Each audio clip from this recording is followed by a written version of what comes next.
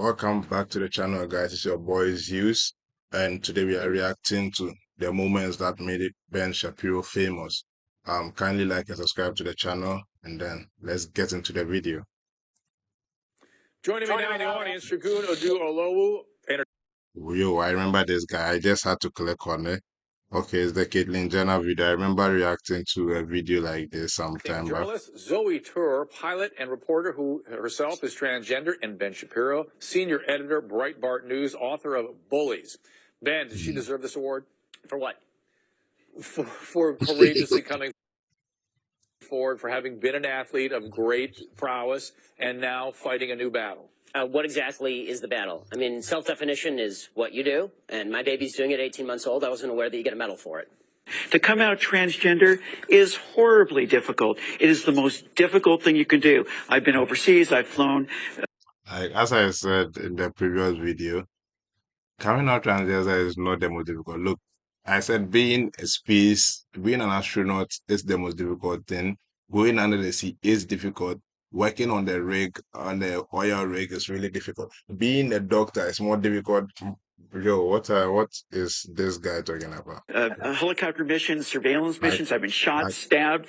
Being brave is being yourself. Like, I don't mind calling Zoe, Tor, or Caitlyn Jenner he, because I don't give them that respect, because I don't think they deserve what they're asking for. So, yeah. It is the most difficult thing you can do. I've been overseas, I've flown helicopter missions, surveillance missions. I've been shot, stabbed. Being brave is being yourself. And being transgender is about the bravest thing you can do. Did she deserve the award? Yes. Why are we mainstreaming delusion? It's not delusion. Why would you call it delusion? Because Caitlyn Jenner, I'll call him Caitlyn Jenner. No, because it's her. You're not being polite to the pronouns. Because disrespectful. Okay, forget about the disrespect. Facts don't care about your feelings. It turns out that every chromosome, every cell in Caitlyn Jenner's body is male, with the exception of some of his sperm cells. It turns out that his brain structure is... Yeah, some of his sperm cells are definitely not male, because men are both X and Y sperm cells. Yeah. Wait, it turns out that he still has all of his male appendages. How he feels on the inside is irrelevant to the question of his biological sex. I don't agree with that. I'm not on that train.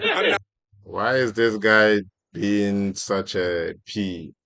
Why? Not on that train. She wants to be called she. I'm going to call her she. I just have a problem with the message and the messenger. So, well, let's I'm going to do two things. I want to reiterate what Zoe said, which is the bifurcation of the courage to come forward after a lifetime as a male and a certain kind of a male versus did she deserve this award?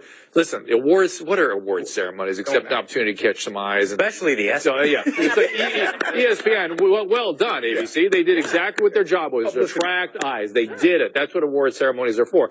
But in terms of the science behind gender dysphoria, you're very familiar with that. So very familiar. It's not about the chromosomes within our nuclei. Yeah, chromosomes don't necessarily mean you're male or female. Gender. With gender identity. Go ahead. No, so especially, but even so, you have a thing like Klinefelter's syndrome. So you don't know what you're talking about. You're not educated on genetics. Would you like to discuss the genetics? No. What are your genetics? So let's stay away from the genetics and back to the brain scans. You cut that out now, or you'll go home in an ambulance. Yeah, that seems... Look, this was funny the last time, and it's still funny now, man. Why would you tell a guy he'll go home in an ambulance? Back to the brain scans. You cut that out now, or you'll go home in an ambulance. Yeah, that seems mildly inappropriate for a political discussion. No, I know. Well, but wait, to be fair, but to be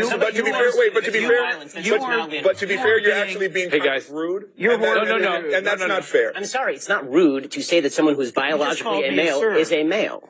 Someone who's biologically male is a male. But Mr. Shapiro, you knew very well that saying that to Zoe would be egregiously insulting. It's not a matter of insulting or inflammatory. It is. Sir, you're right. On paper, what is a fact is a fact, and I can't deny that. But you knew that going in, that saying that to Zoe would be aggressively insulting. It's a matter of aggressive.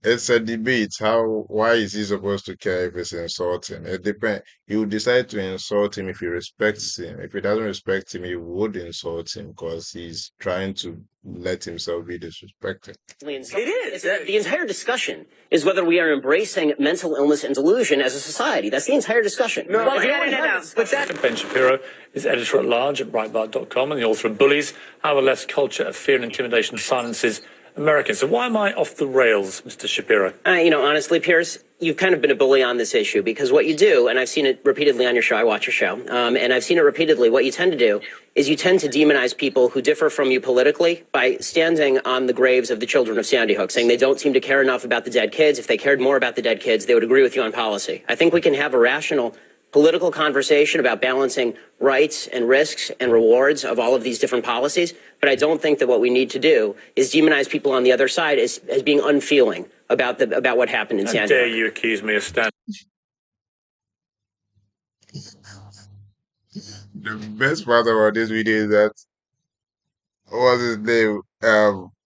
Peter. No, what was his name? Oh God, I forgot his name.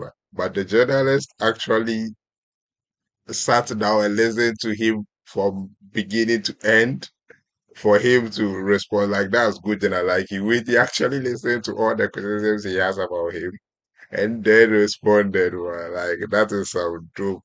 Like Morgan, sorry, Piers Morgan, sorry, Piers Morgan. Piers Morgan actually sat and listened to all the accusations and everything before responding. People on the other side. And that, I respect him for that, man. As being Not interrupting, nothing. He just let him speak and then said what he had to say. Unfeeling about what happened in How Sandy Hook. dare you accuse me of standing on the graves of the children that died there? How dare you? I've seen you do it repeatedly, Pierce. Like I say, how dare you?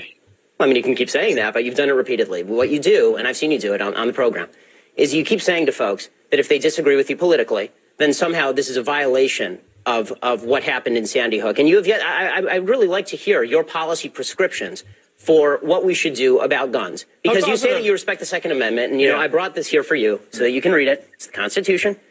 And I would really...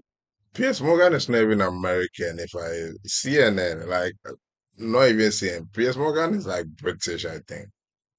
Well, like for you to explain to me what you would do about guns that would have prevented what happened in Sandy. Please correct me if I'm wrong. Maybe he's not British, but I am saying right. Like, please correct me if I'm wrong.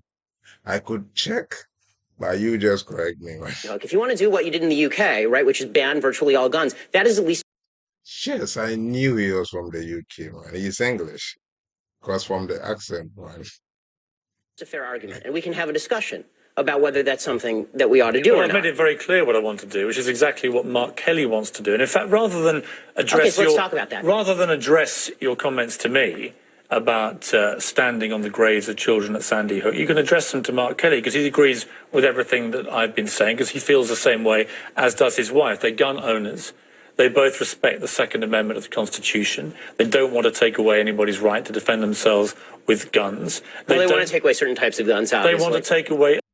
Look, man, this gun issue in America, look, you guys have your Second Amendment, which is, I think, right to protection or right to own guns. I don't know why the Second Amendment means owning gun, but like, yeah, but like, I think America is it's really not safe, man. It's really like you need to protect yourself at all time. Like people get crazy and start shooting randomly.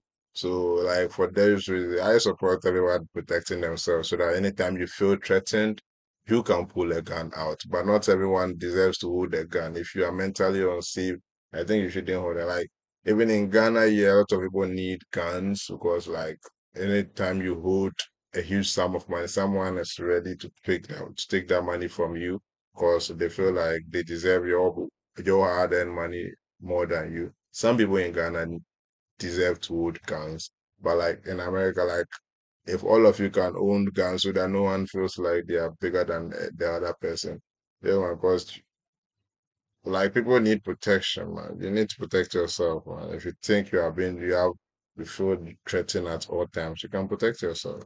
Assault weapons, which are capable with magazines like we saw at Aurora and Sandy Hook, of unleashing a ridiculous amount of Well, bullets this is in a very question I short wanted to period of ask time. you, Piers, because I've seen you talk about assault weapons a lot, and I've seen Mark Kelly talk about assault weapons. The vast majority of murders in this country that are committed with guns are not committed with assault weapons; they're committed with handguns. Okay, so, are you willing to ban handguns in this country across the No, country? that's not what I'm asking for. Why not? Let me ask you. Don't you care about the kids who are being killed in Chicago? By the way, handguns are more common everywhere. Even in Ghana, yeah, a lot of people have more handguns than actual rifles because handguns are easy to keep, are easy to hide, are easy to move around than other rifles. So. As much as the kids in Sandy Hook? Yes, I do. Then why don't you care about banning the handguns in Chicago? I wanted to share with you. According to Pew Research, the net worth of white families in 2013 was $141,000. For black families, it was $11,000, even less than the $19,000 it was in 2007.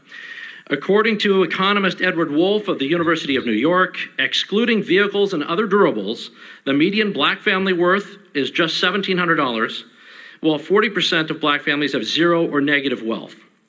White family worth, in terms of financial worth, is 69 times more than that of black families. Given this disparity, how can you argue that racism is not a driving factor in income inequality?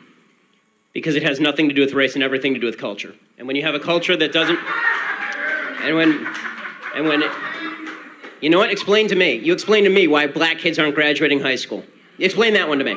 Explain to me why black kids are shooting each other in rates significantly higher than whites are shooting each other. Explain to me why 13% of the population is responsible for 50% of the murder. Explain to me why the number of black kids in prison, not for innocent reasons, not for walking down the street and getting pulled into a prison, is so high. Explain, if it has nothing to do with culture, explain to me why the single motherhood rate in the black community jumped from 20% to 70% in the same course of time that the civil rights movement has made such tremendous strides. Is America more racist now than it was in 1960? And if it is, please explain to me how that happened.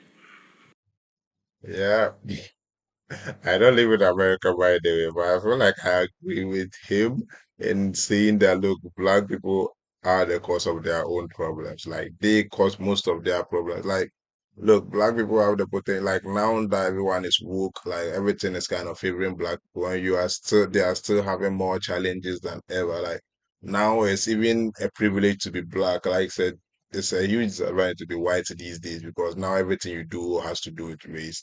But like still blacks are getting worse than ever, man. Like their motherhood, their single parenthood is going up. Like there are more poorer, there are more black homeless people. Like even immigrants from Africa go to America and do better than actual indigenous Americans. Like, yo, man, like make that make sense to me. Like I think that's the end of this video, guys. But catch you in the next one. But I think you guys should support the channel. I want to say it's by force, but like I'm doing good work here by giving you a different perspective of this. So you guys should just subscribe. Just subscribe. Catch you in the next one, guys.